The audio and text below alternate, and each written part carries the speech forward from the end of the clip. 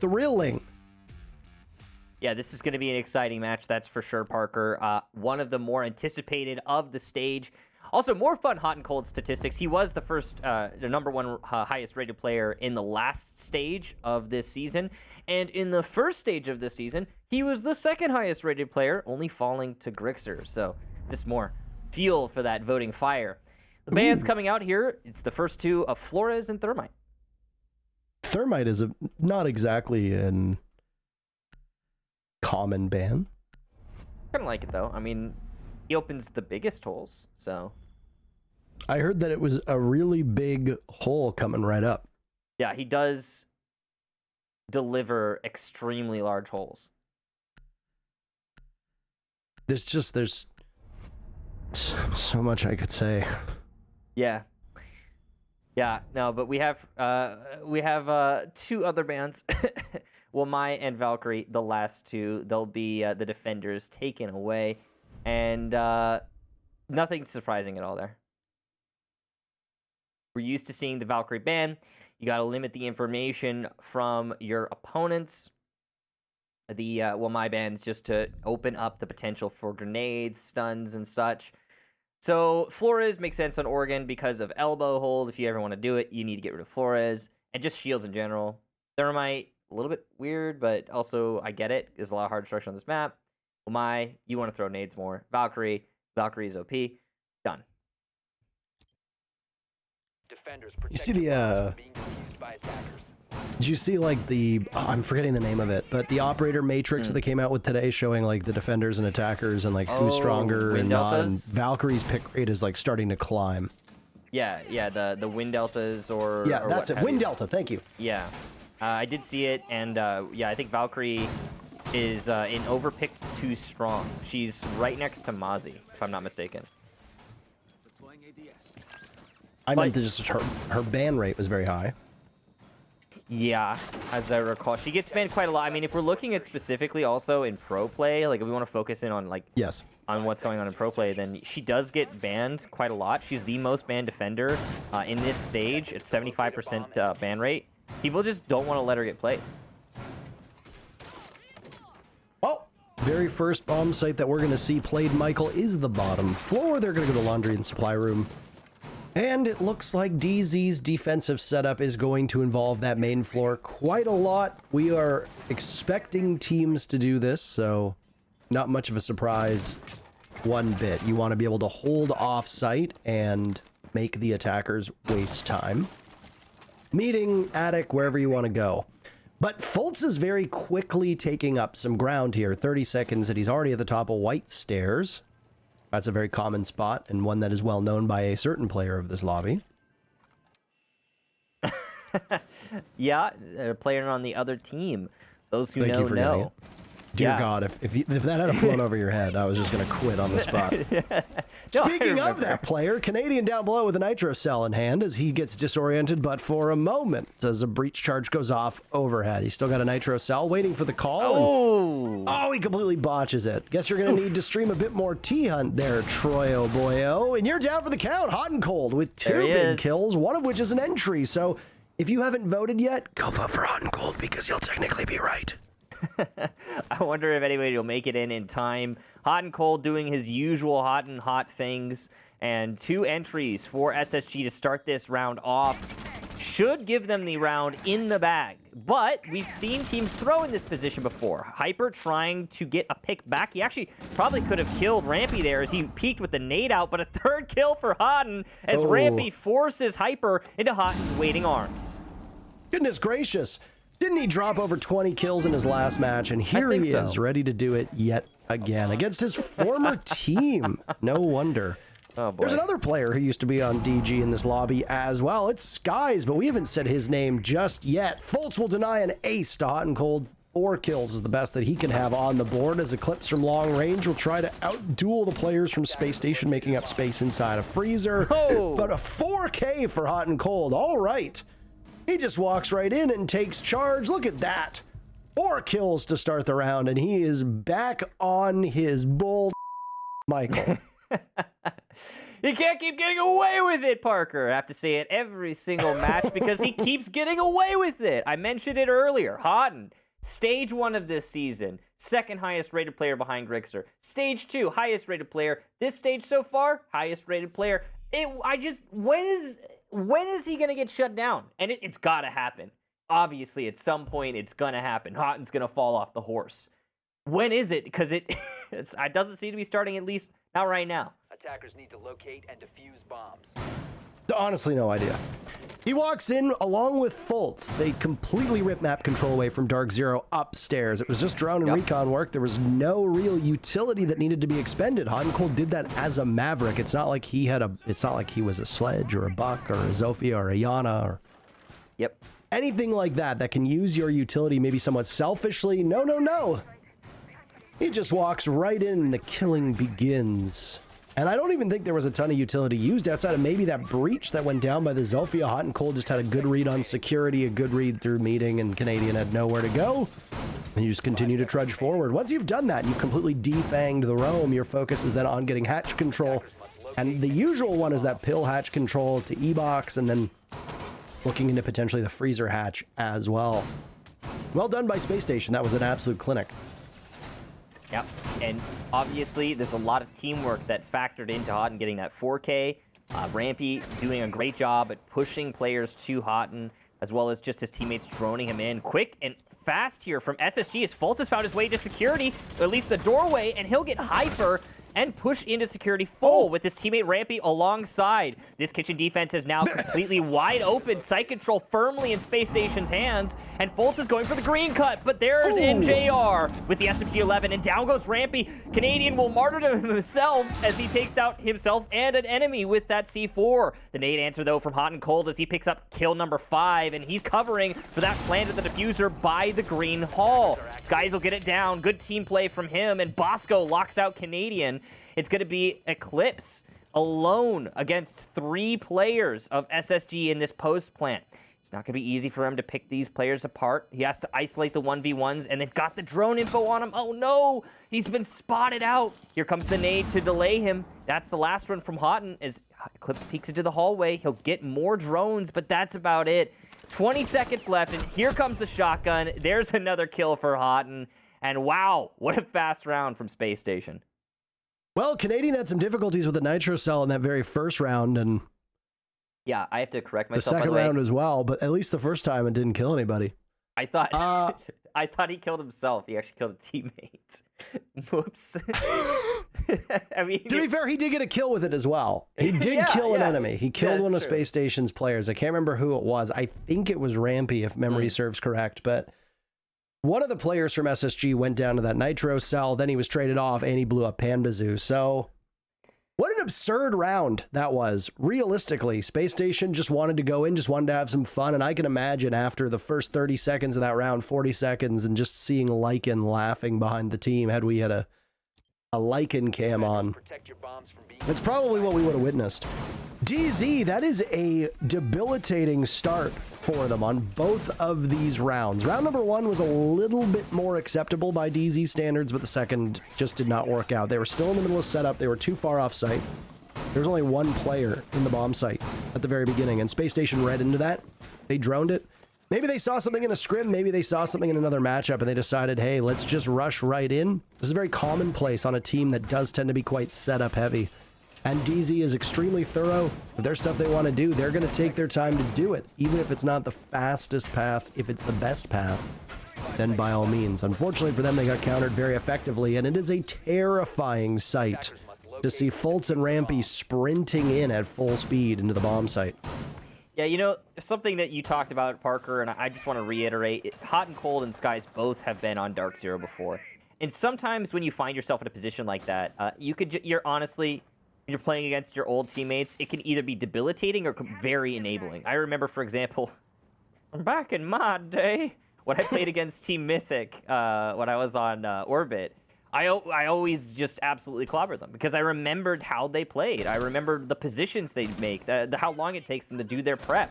And we are seeing SSG take full advantage of that knowledge. Hot and Cold and Skies are very likely feeding information to their teammates saying, yeah, they're going to do this, they're going to do that. And even if you change your routines, knowing that you're going to be going up against past teammates, it could still be hard to shake some of those subconscious decisions that you make as individual players. And I think we're going to see more of that leverage. Rampy with the lead-off pick once again for Space Station. Hamazu really hasn't had a good time so far in this matchup. He hasn't been able to play much one bit. But now you've got this very typical and becoming progressively more popular setup of Ela by the back stairs. This is a laundry supply defense for those of you that don't have the visual cues in front of you. So Space Station want to open up all these hatches. They want to push somebody who's playing inside a freezer out, providing there is somebody there. It looks like Canadian is posted up by the doorway, and he's far enough away to evade those flashes, but with the Roni in hand, he might want to re-engage. They're throwing a lot at him to get him out of that spot. It seems to be working relatively well, but he's killing time, and they've got 2 drones on him. The old double drone setup here from Space Station. We know this one well, and Canadian couldn't hit the broadside of a barn through these 3 rounds right now, unfortunately for him. Hopefully he hits the broadside of one of these attackers. He's going to need it, and his team's going to need it as there's a man down, and it's going to get worse. Oh, wow! He dodges the nade, but Rampy takes down NJR, putting us in a better position for SSG. It's a rough spot for him to be in, but Space Station are commandeering this position. Canadian dropping Fultz. Still on 1 HP, but the grenade will work out. That's Hot and Cold to grab him. That leaves just Hyper all alone. He was patrolling by the back stairs, but he's going to find himself in a position where there's no way to climb out of this one. From Freezer, he makes his position known. That Scorpion is like trying to control a bag full of feral animals. And he'll shrug away against Hot and Cold. A beautiful shot. No more for HNC. 7-1, maybe looking for double digits for Hot and Cold at some point, but he's not going to be able to get closer. Hyper swinging away, tons of bullets, still 16 left, but Rampy ends his suffering. There really was nowhere to go for DZ in that one, especially after ceding that early ground and map control. 3 rounds in a row for Space Station. No love lost there between Hotton and Hyper as Hotton congratulates Hyper on the nice shot there in the chat. You all can't see it, but I'm just going to make sure you know. Hotton's a good guy like that. And a nice try from Hyper. Honestly, if he were using a lower recoil SMG, I think he might have been able to land a lot of those shots. It's going to be a timeout here from DZ. If they have lost 3 rounds in a row, they need to stop the bleeding. This is the moment where you have to correct. And yeah, Parker, I mean, we've talked about the stakes involved in this match, and we talked about how some of the players on SSG used to play for DZ, but it's the same for Canadian. I mean, he used to be on SSG, and there was clearly some love lost when Canadian left SSG. And I think that some of that is going to be a factor in a match like this. Oh, absolutely. I mean, there was no secret whatsoever that the terms under which Canadian departed Space Station put them in a hard spot. And SSG was very vocal about that. I remember when Canadian announced his retirement and then his return to DarkZero, that there was some chatter on social media. And Space Station were not particularly happy that this retirement from Canadian didn't last quite as long as, well, a retirement usually does. So there is clearly an emotional weight to this matchup. DarkZero know that they're fighting from behind to try to get into the major. Not just the major, but also secure the NA League Finals and also secure 6 Invitational. So DZ have a lot of work to be done, and the expectations are very high on them. There's always been a lot of expectations on DZ. We talked about it in the previous matchup with TSM. Yeah. Well, DarkZero has sunk an extraordinary amount of time, love, and money into this community, and yet I think it's fair to say that of the big 4 teams, DZ has never really received the same level of success that many of them have. It's eluded them, and they'd hope that bringing in one of the greatest IGLs that's ever played this game, and dare I say the best IGL that's ever played in North America, could potentially elevate them up to a level where they could become North America's undisputed best team. Well, I think they might have underperformed expectations up to this point, but this is a huge matchup for DZ, not only because of the emotional weight of it, as I talked about, but also because these are 3 big points, Michael. Yeah, I gotta say it, Parker. You're right. You're right. I gotta say it, though. DZ has underperformed expectations, but that's because we have absolutely absurd expectations of a roster that keeps changing all the time. You need a few seasons or stages at least for a roster to fully feel themselves out and to understand how they're going to play with each other. But DZ keeps moving their players around, and so we have expectations based on that. It's just unrealistic. All of it's unrealistic. They need to have a consistent roster for a season or two, and then, yeah, and then we can place expectations on them. I know these names that DZ pick up are big. I know that we expect a lot from these players, but it's not an individual game. It's a team game, and that's an important factor to consider. We talked about a lot that DZ of the big four teams, maybe five now that the Sonics have really been able to bare their teeth. Of the big four traditional teams in North America, OXG, Spacestation, DZ, and TSM, DZ have made by a relatively large margin the most roster moves since picking up their team. And I think there's a lot to be said about that, and I think we have time to do that. But it's a good thing that we've been able to talk about all of that, given the fact this has been a relatively slowly paced round. It's a take upstairs onto dorms. Bosco is close by. Priming those Candelas, out they'll go. He'll follow it in. Hot and Cold breaks through Canadian, and then there's Eclipse Blair Witching in the corner. NJR blind as all can be, but Hyper posting up at the top of White Stairs. He's going to enact some revenge for seeing his teammates falter. Diffuser gets planted, but Pampazoo's in the wrong spot. He can't do all that much. So now a retake from DarkZero into their own bomb site. Pampazoo will try to go through Attic. The retake from Hyper will try to be over towards White Stairs. All Pampazoo needs to do is look down, but there's a lack of intel on DZ's side of things.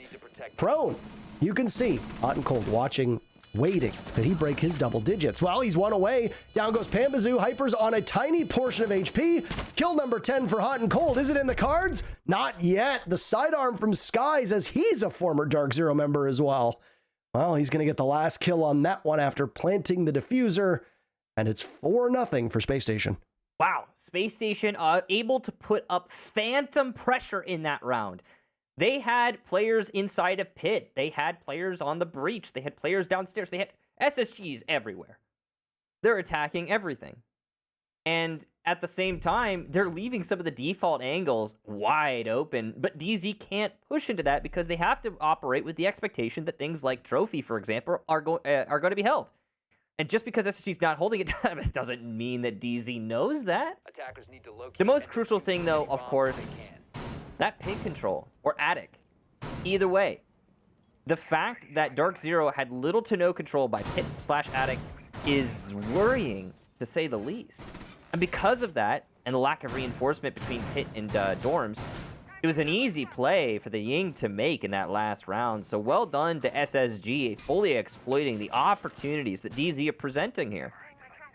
And this is really especially tricky, Parker, as we find ourselves on Oregon defense. And I really want this to resonate with everyone. Oregon is by far the most defender-sided map in this stage of the NAL, with a 70% defensive win rate over the 3 times it's been played so far.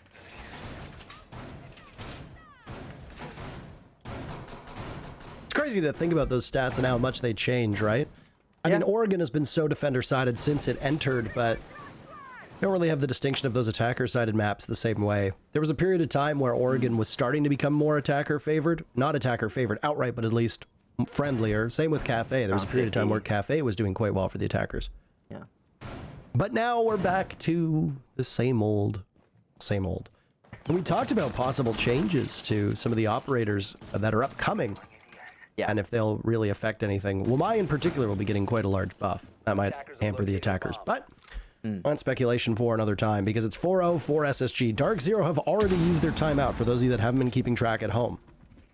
They're on the hunt of NJR right now. He's playing on back tower stairs. This is the bomb site inside a meeting and kitchen. The last time that there was a bomb site inside of the kitchen for DarkZero, it did not go particularly well.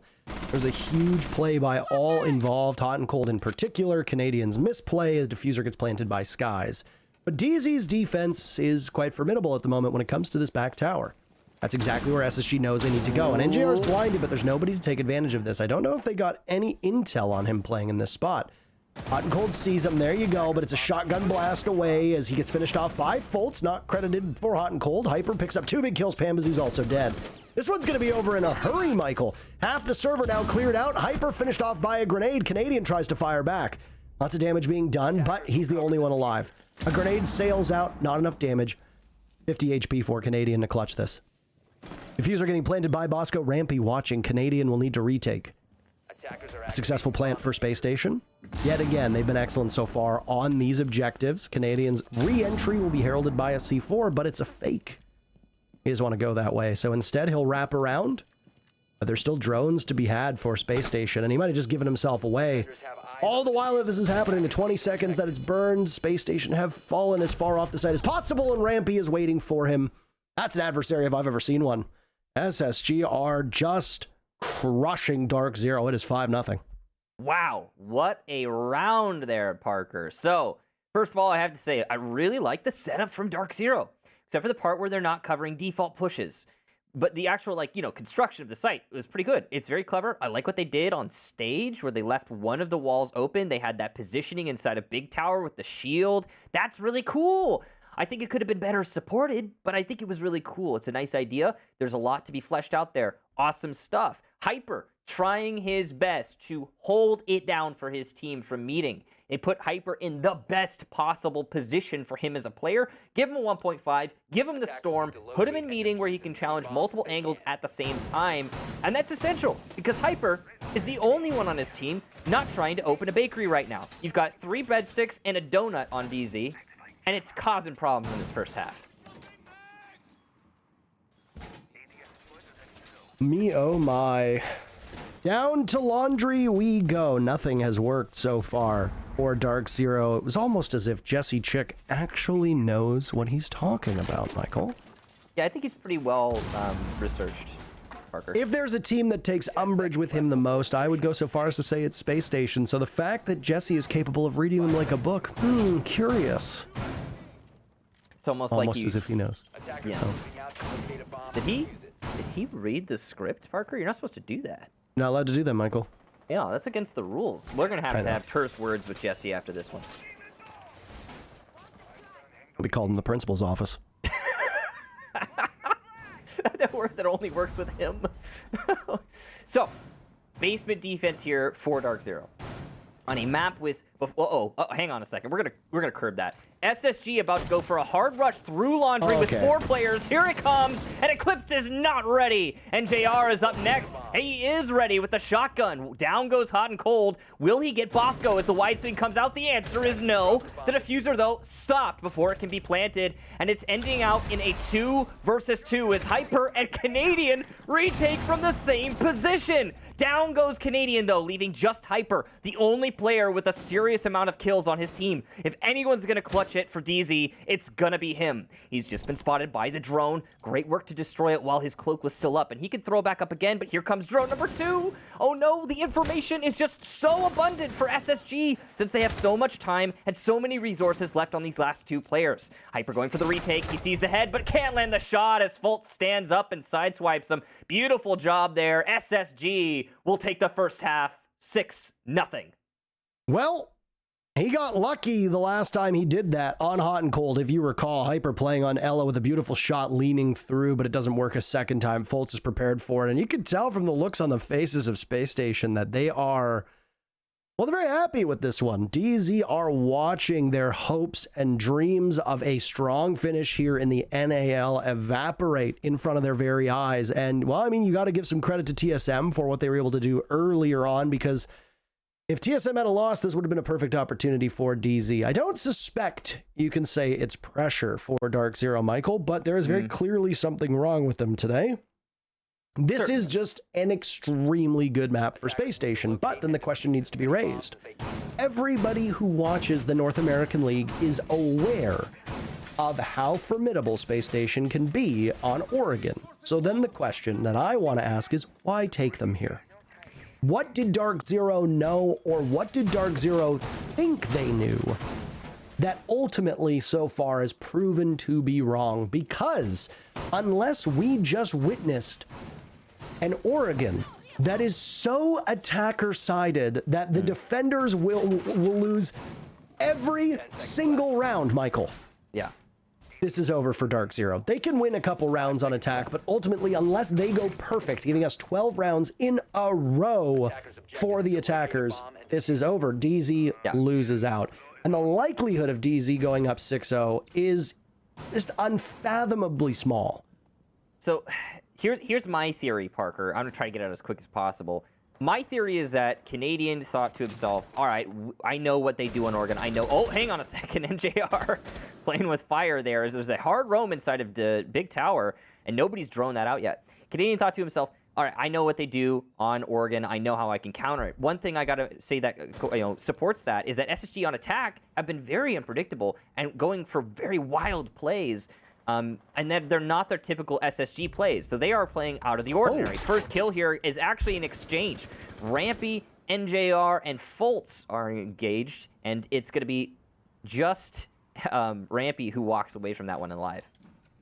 Well, I mean, you take out NJR, who's proven his worth. He started this round at the same number of kills as Pambazoo did. The only player who's really had any success is Hyper. You talked about that just a couple rounds ago.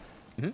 If Hyper goes, does the round go as well? Conventional Wisdom says yes, but I mean, Wisdom isn't always so conventional, so we'll wait and see. But that's a minute and some off the clock in which SSG have been able to take out Thatcher on a laundry supply room basement. And there's a Kaid on the board as well, so if NJR wasn't able to use those EMPs effectively, this could be a real damning blow to DarkZero. No, I think it is, Parker. And remember, it's only temporary disable now. So even if he did, or even if he had used the EMPs, I mean, it's not going to matter anymore. Right. I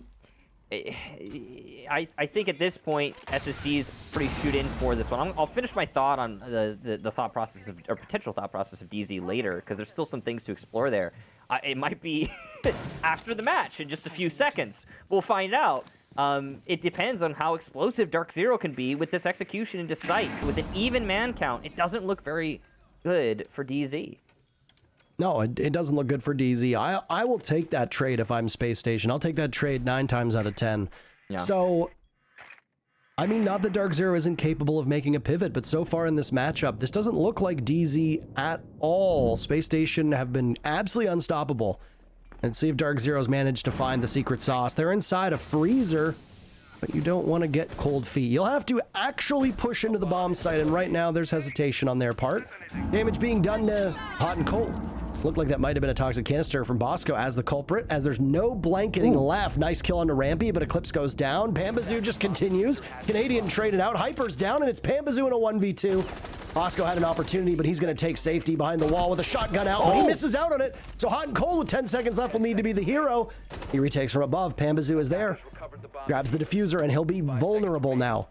It's going to be on zero. Hot and Cold needs to hurry. He's got plenty of time. Pambazoo can't get off this. You got to go, Hot and Cold. But he looks the wrong way. He thinks he's on the right. And Pambazoo clutches it out. Hot and Cold had an opportunity to drive a dagger into his former team's heart, but he can't do it. Wow, what a clutch from Pambazoo. Could be their former heart for what I know. What do I know?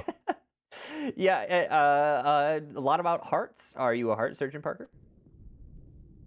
No, I don't have in-depth knowledge of. You know who is a surgeon? Pambazoo with his surgical shots. A huge pick apart of SSG walking into the site, opening it up for himself and getting the plant down. Wow, give that man a raise. Hot and Cold, how close that is. Yeah. How close for a statement 7-0 match. He could taste it. I mean, it still very well could be a statement. I mean, obviously, it's going to be blunted. You know, 7-0 is so much more important than a 7-1. Like, it's night and day. But I do think that, you know, there's still a little chance here for DZ to bring it on back. I don't think it's likely. But for the record, not to interrupt you, for the record, that would have been the first 7-0 so far of this stage. Wah wah. How embarrassing that would have been to be the team with that distinction. I do agree with you all. I do want to say that I think bringing SSG to Oregon is a mistake, even no matter how much you think you know them. And I want to finish my thought. I was going to talk about this. I think Canadian probably was thinking to himself, all right, or not just Canadian, but the whole team talked. They're like, yeah, we know what SSG does on Oregon. Well, on attack, SSG was entirely unpredictable. Their attacks were wild and, crazy and hard to pin down. So all that knowledge you thought you had doesn't pay out at all. And now on defense, SSG's been pretty good at adapting through that one round we've seen. And the question is, when is that going to be enough to surmount the attacking side of DZ? It's a great question, honestly, and I don't even know if either of these teams have an answer to it.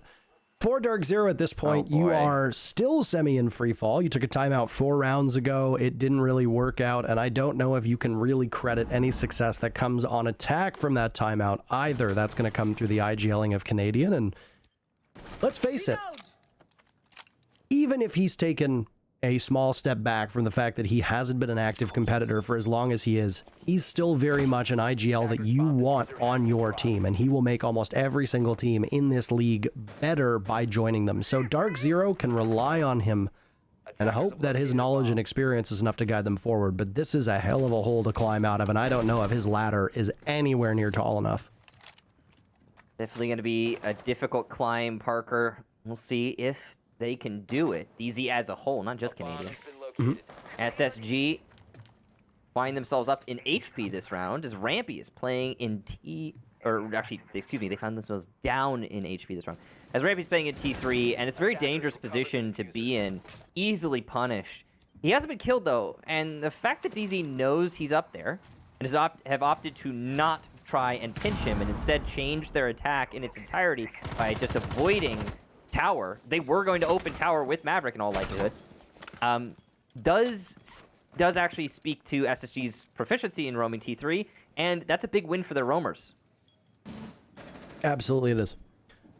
So a potential follow-up now on that first bit of action that we saw on the soft wall. First kill comes from DarkZero. There you go. You got him exactly where you want them. The opening pick is good for DZ, and it's Canadian to do it. DZ well spread out all across the map. Nice job from Pambazoo. Somebody's been training in AIM Lab. Still there with the ability to disrupt, and out it will go and follow up on the hot and cold as Hyper's there, but Foltz trying to keep his team in this one. One kill for him on the Hyper, and he'll play around that doorway, same as before. This is a tough gambit for him. Rampy sustaining some damage as DZ looks to assert themselves deeper into the bomb site. Canadian going for a plant. Eclipse takes out Rampy, and Bosco falls now as well. This is a very attacker-sided match. I think there's no way around it. Pambazoo claims the last 2 kills, and just like that, the attackers have won every single round thus far in this matchup as DZ have 2 in a row.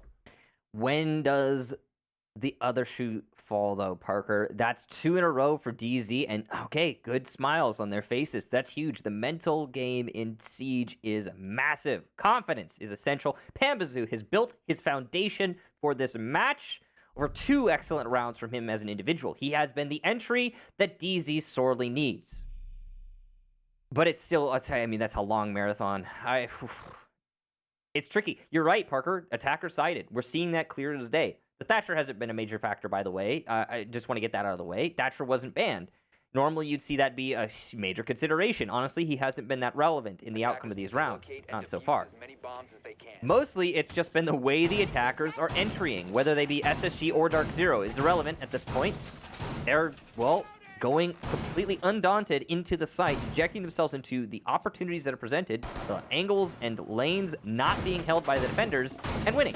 In that last round, it was white stairs. And I really did think that the fact that DarkZero decided not to clear Tier 3 and not get that early pick and completely change their attack, I thought that was going to be crippling. But they didn't even need to open closet. They just walked in, and it worked. You don't see that very often. 5 seconds to insertion. Well, you don't see what we're seeing very often either. 8 attacking rounds in a row, Michael, for this team, or for these teams, rather.